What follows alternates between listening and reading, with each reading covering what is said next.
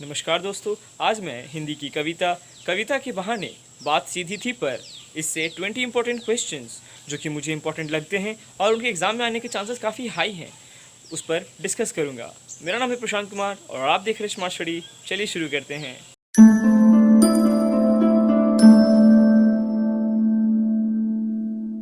इस वीडियो में मैंने क्वेश्चंस को 4 पार्ट में डिवाइड किया है। पहले 1 मार्क्स के क्वेश्चंस हैं, फिर 2 मार्क्स के, 3 मार्क्स के एंड फाइनली 5 मार्क्स के क्वेश्चंस हैं। क्वेश्चन नंबर 1, कविता किसके समान होती है? कविता बच्चे के समान होती है।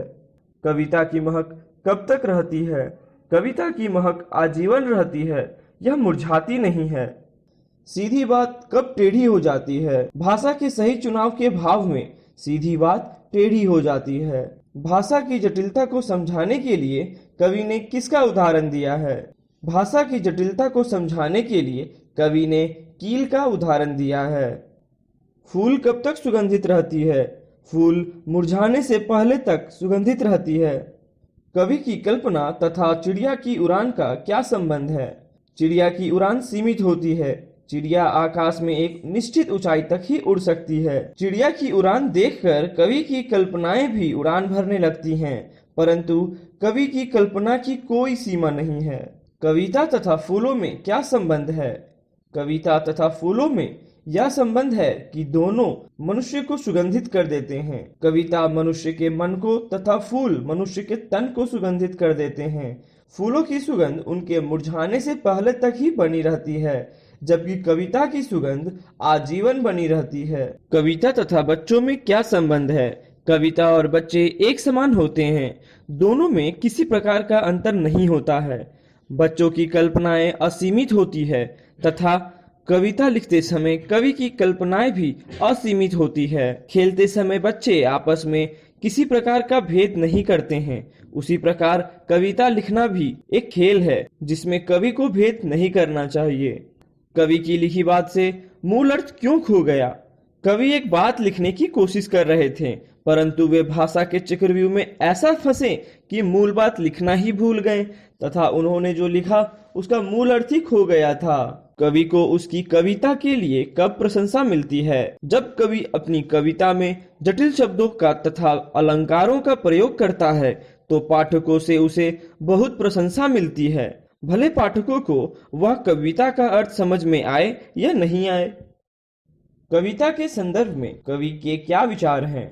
कवि कहते हैं कि कविता लिखते समय सारे रंग भेद तथा जाति भेद भूलकर कविता लिखनी चाहिए। कवि कहता है कि कवियों को लोकहित में कविता लिखनी चाहिए। कविता लिखते समय अपने और वर्ग विशेष के भेद को भूल जाना चाहिए। कवि कुंवर नारायण सिंह कहते हैं कि जिस तरह बच्चे खेल में अपनी सीमा, अपने अंतर को भूल जाते हैं, ठीक उसी तरह अगर हम कविता को एक खेल के रूप में देखते हैं तो कविता भी शब्दों का खेल है। कविता किस प्रकार महकती है?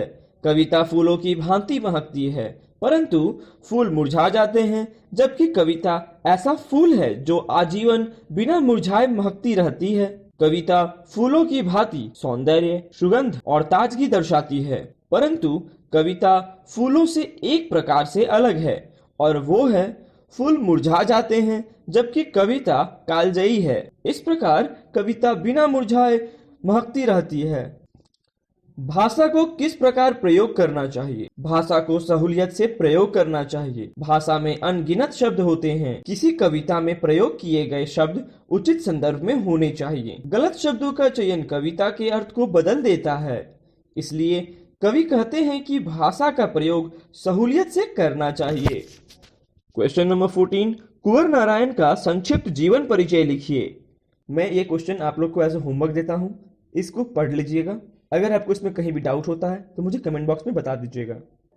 बात सीधी थी पर एक बार बात और भी पेचीदा होती चली गई। इन पंक्तियों का शिल्प सौंदर्य बताएं। इन पंक्तियों में कड़ी बोली का प्रयोग किया गया है। इन पंक्तियों की भाषा सहज और सरल है। इन पंक्तियों की काव्यांश रचना मुक्त छंद है। मुहावरों का सुंदर प्रयोग किया गया है, जैसे टेढ़ी फंसना तथा पेचीदा होना। इन पंक्तियों में साथ साथ में पुनरुक्ति अलंकार का प्रयोग भी किया गया है।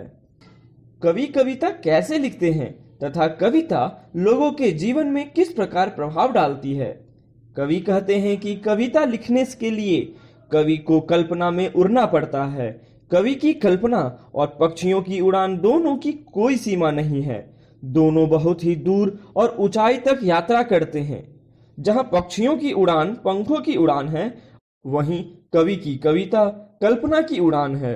कविता लोगों के जीवन में एक फूल की भांति होती है। जिस तरह फूल खिलते हैं तथा अपनी सुंदरता और खुशबू के साथ लोगों को खुशी देते हैं, उसी प्रकार कविता भी हमेशा अपने शब्दों और अभिव्यक्तियों के साथ खिलती है, जो लोगों को संतुष्टि प्रदान करती है।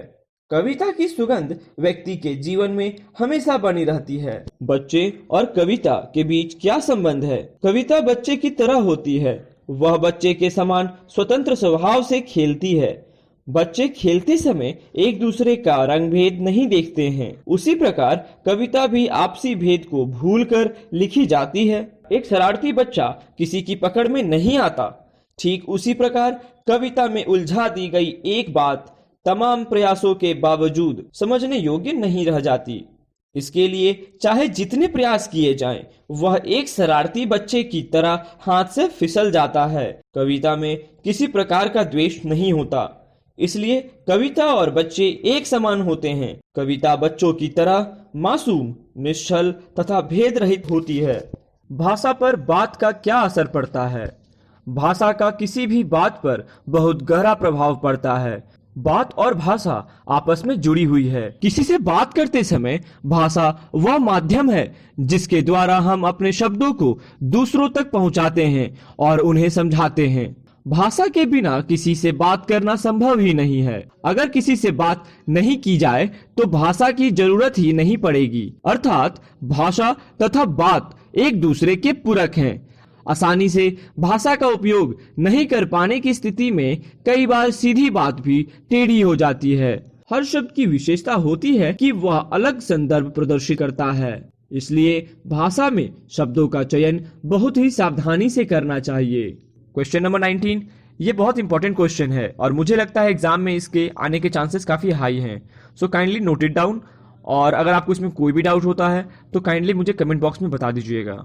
वह पंक्तियां लिखिए जिनमें भाषाओं की जटिलताओं का वर्णन होता है तथा उन पंक्तियों का आशय भी स्पष्ट करें। निम्नलिखित पंक्तियों में कवि ने भाषा की जटिलताओं का वर्णन करते हैं। निम्नलिखित पंक्तियों में कवि ने भाषा की जटिलताओं का वर्णन करते हैं। जोर जबरदस्ती से बात की चूड़ी मर गई और वह भाषा में बेकार घूमने लगी। कवि कहते हैं कि एक बार वह सीधी और सरल बात लिखने की कोशिश कर रहे थे। सोचते सोचते भाषा की जटिलताओं में ऐसा फंसे कि मूल बात लिख नहीं पाए। कवि द्वारा लिखा गया कथन मूल बात से अलग था। कवि अपनी इस घटना को एक कील के माध्यम से समझाने का प्रयास करते हैं। कवि कहते हैं, जिस प्रकार जोर लगाने पर कील की चूड़ी खत्म हो जाती है, उसके बाद उसे बिना चूड़ी वाली कील की तरह दीवालों में ठोकना पड़ता है। इसी प्रकार यदि भाषा सही नहीं है तो कथन का मूल संदर्भ प्रभावी नहीं रहता। कविता के बहाने का सारांश लिखिए। इस कविता में कवि ने कविता की तुलना चिड़िया, फूल तथा बच्चों से की है। कवि कहते हैं कि एक चिड़िया के ऊपर उड़ने की सीमा होती है, परंतु जब कवि कविता लिखता है तो उसकी कल्पना की उड़ान असीमित होती है। इसी प्रकार फूल मुरझाने से पहले तक ही सुगंध देती है। कविता भी फूलों की तरह सुगंध देती है, परंतु कविता कभी मुरझाती नहीं है, इसलिए उसकी सुगंध आजीवन बनी रहती है। पाठक जब भी कविता पढ़ता है वह पाठक के मन को सुगंधित कर देती है। बच्चे की कल्पना की कोई सीमा नहीं होती। बच्चे आपस में खेलते समय सारे भेद भुला देते हैं। वे आपस में किसी प्रकार का भेद नहीं रखते हैं। इसी प्रकार कवि को कविता लिखते समय किसी प्रकार का भेद नहीं रखना चाहिए। कविता लिखते समय सारे भेद भुला देना चाहिए तथा असीम कल्पनाओं को लिखना चाहिए। अतः कवि के कहने का अर्थ है कि कविता बच्चों के समान होती है, जिसमें किसी प्रकार का भेद नहीं होता है। यदि भाषा सही नहीं है तो कथन का मूल संदर्भ प्रभावी नहीं रहता।